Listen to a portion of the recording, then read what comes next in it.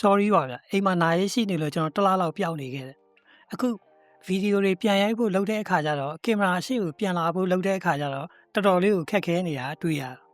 ကျွန်တော်တို့တွေကအလေးချင်းကောင်းတွေကိုဘယ်လိုတိဆောက်ကြမလဲဆိုတာကိုပဲအမြဲပြောလေးရှိပြီးတော့ဘဝမှာအကြောင်းတစ်ခုခုကြောင့်အဲ့ဒီအလေးချင်းကောင်းတွေကရုတ်တရက်ရက်တန့်သွားတဲ့အခါကျရင်ဘယ်လိုပြန်ဆလုပ်ကြမလဲဆိုတဲ့အကြောင်းကိုတော့သိမပြောပြကြဘူးအဲ့ဒါကြောင့်ဒီနေ့မှာတော့စိတ်ပင်ပန်းနွမ်းနေတာမျိုးတွေမရှိဘဲနဲ့ကိုအပြစ်တင်တာမျိုးတွေမရှိဘဲနဲ့အရှိန်အဟုန်ဟောင်းတွေကိုပြန်ဆနိုင်မဲ့သိပ္ပံနည်းကျနီးစနစ်တစ်ခုကိုဒီနေ့မျှဝေပေးသွားပါကျွန်တော်တို့တွေပြန်ဆဖို့ကြိုးစားတဲ့အချိန်မှာအများတန်းမှားလေးမှားတာရှိတဲ့အမှားတစ်ခုကတော့အရင်ကရက်တန်းခဲ့တဲ့နေရာကနေပြီးတော့အတိအကျပြန်ဆဖို့ကြိုးစားတာပါပဲဒါပေမဲ့အခုအချိန်မှာကျတော့ကိုယ့်ရဲ့ပြန်ဆဖို့အတွက်လိုအပ်တဲ့စွမ်းအား activation energy ကအမြင့်ဆုံးမှာရှိနေတယ်ဆိုလိုရင်ကတော့စဖို့အတွက်အရန်ကိုခက်ခဲနေတဲ့သဘောပါအဲ့ဒီကိစ္စကိုဖြေရှင်းဖို့အတွက်ကြတော့ကျွန်တော်တို့က2မိနစ်စီးမြင့်ကိုအသုံးပြုပါ2 minutes rule ပေါ့တရားထိုင်ခြင်းနဲ့ဆိုရင်အများကြီးမထိုင်ဘူး2မိနစ်ပဲစာရေးခြင်းနဲ့ဆိုရင်စာပိုက်တစ်ပိုက်ပဲရေးပါအလုပ်တစ်ခုကိုမလုပ်ရမှာတော့ရှက်ဖို့ကောင်းတော့တေးသေးလေးတွေဖြစ်အောင်လှုပ်ထားလိုက်တာကျွန်တော်တို့အုံနောက်ကအလုပ်ကိုရွှေဆိုင်ခြင်းနဲ့ဆွမ်းအားကိုရှော့ချပေးလိုက်တာပါပဲကျွန်တော်တို့တွေကကိုယ့်ရဲ့အလေးချင်းတွေအဆက်အသွယ်ပြတ်တောက်သွားတဲ့အခါကျရင်ကိုငါတို့တော့ရှုံးနေသွားပြီလို့ခံစားမိတတ်ကြပါတကယ်တော့အဲ့လိုလိဟာသွားတာကြာရှုံးသွားတာမဟုတ်ဘဲနဲ့ပြန်လဲအားဖြည့်နေတဲ့ကာလ recovery ကာလတစ်ခုပဲဖြစ်ပါတယ်ဘဝမှာအတက်အကျဆိုတာယာတီဥတုလိုပါပဲတကယ်တော့ကိုခွင့်လွတ်တယ်ဆိုတာ productivity သမားတွေရဲ့ strategy တစ်ခုပဲကိုအပြစ်တင်ရင်စွမ်းရည်နေဖြုတ်တီးနေမဲ့အစားအဲ့ဒီစွမ်းရည်တွေကိုတခြားအကျိုးရှိတဲ့နေရာမှာတွားပြီးတော့အသုံးပြုလိုက်တယ်သတိထားမှာအမြဲတမ်း perfect ဖြစ်နေဖို့မဟုတ်ဘဲနဲ့ပုံမှန်လေးဆက်လုပ်ဖြစ်နေဖို့ဟာအရေးကြီးပါတယ်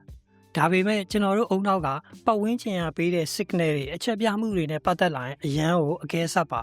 အကယ်၍ခမားရဲ့စပွဲကရှုပ်ပွားနေသေးတယ်ဆိုရင်အဲ့ဒီရှုပ်ပွားနေတာအုံနောက်ကဘလို့အချက်ပြနေတယ်လဲဆိုတော့ကိုယ့်ရဲ့အနားယူတဲ့ကာလမကုန်သေးဘူးဆိုပြီးတော့အချက်ပြနေတာအဲ့ဒါကြောင့်မြင်သာထင်သာရှိတဲ့ပြန်လည်စတင်ခြင်း reset တစ်ခုလုပ်ဖို့လိုအပ်ပါတယ်အကယ်၍ခမားရဲ့စပွဲက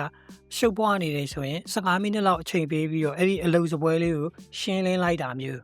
ဒါမှမဟုတ်ကိုယ့်ရဲ့အလေးကျင့်လေးတွေကိုပြန်လဲနှိုးဆွပေးမယ်ကိစ္စလေးတွေကိုပြန်စတာမျိုးဥပမာ workout လုပ်ဖို့အတွက်အဝတ်အစားတွေကိုကြိုပြီးတော့ပြင်ဆင်ထားတာမျိုးအဲ့လိုမျိုးလေးတွေကိုပြန်လုပ်နိုင်ပါတယ်ဒါခမားရဲ့အုံနောက်ကိုအနားယူတဲ့ကာလတရဝင်ပြီးသွားပြီလို့အချက်ပြလိုက်တာပါပဲ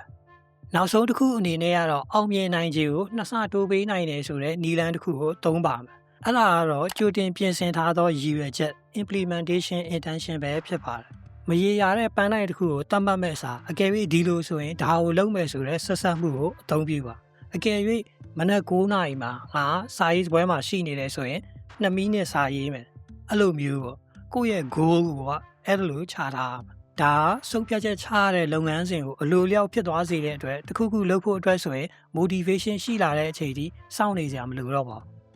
နောက်ထပ်အရေးကြီးတဲ့အချက်ကတော့ခင်ဗျားဘာကြောင့်ဒီအလုပ်ကိုစလုပ်ခဲ့တယ်လဲဆိုတော့မူလရည်ရွယ်ချက်ကိုပြန်သတိရဖို့ပါပဲ remember your why ပေါ့ကြာရှုံးနေတယ်လို့ခံစားရတဲ့အခါဒါမှမဟုတ်ရှေ့ဆက်ဖို့ခက်ခဲနေတဲ့အချိန်အခါမျိုးတွေဆိုရင်ကိုယ့်ရဲ့ why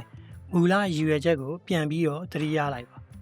ပွင့်လင်းလင်းပြောရရင်တော့ပန်းနိုင်ကိုပဲအာယုံစိုက်နေတာတဲ့အဲ့ဒီပန်းနိုင်ရဲ့နောက်ွယ်ကအဓိပ္ပာယ်ကိုပါမြင်အောင်ကြည့်နိုင်တာတခုခုဆိုရင်စိတ်ဓာတ်မကြတော့ဘဲနဲ့ရှေ့ဆက်နိုင်ဖို့အတွက်အများကြီးအကူအညီပေးပါတယ်